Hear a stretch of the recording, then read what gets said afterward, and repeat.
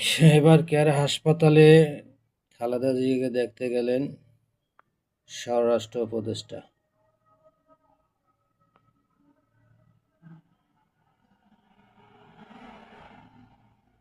খালেদা জিয়ার শারীরিক অবস্থা নিয়ে সন্ধ্যায় ব্রিফ করবেন ডক্টর জাহিদ।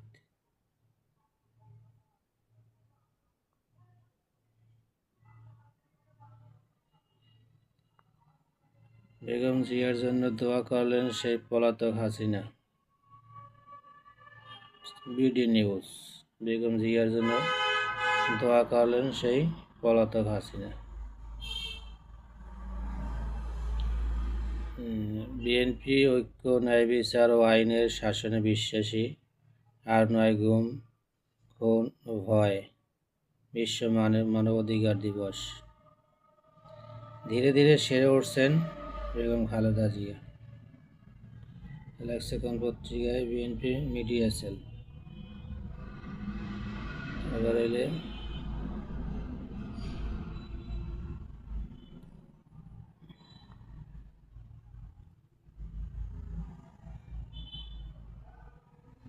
প্রার্থী নয়, মার্কাতেই ভরসা রাখতে বলেন তারেক রহমান। ঠিক কথা বলছে, প্রার্থী নয়, মার্কাতেই সবার ভরসা রাখা উচিত।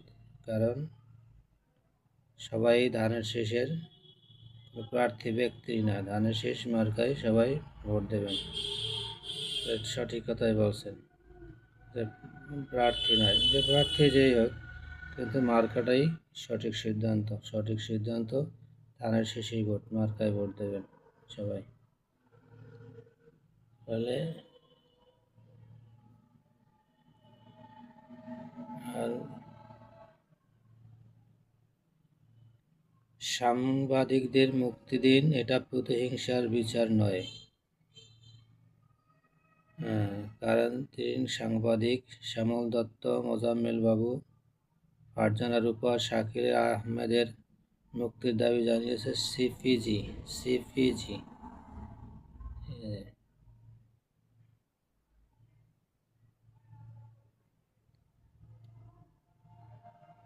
বৃহস্পতিবার সন্ধ্যায় জাতীয় নির্বাচনের তফসিল ঘোষণা।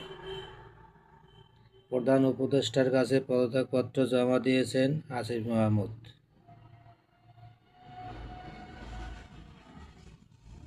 তারেক রহমান বলছেন যে ধানের শীষকে জিতাতে হবে, এর বিকল্প নেই। তারেক রহমান অবশ্যই ধানের শীষকে জিতাতে হবে। দুর্নীতির লাগাম টানতে মেগা প্রজেক্টে যাবে না বিএনপি। তারেক রহমান।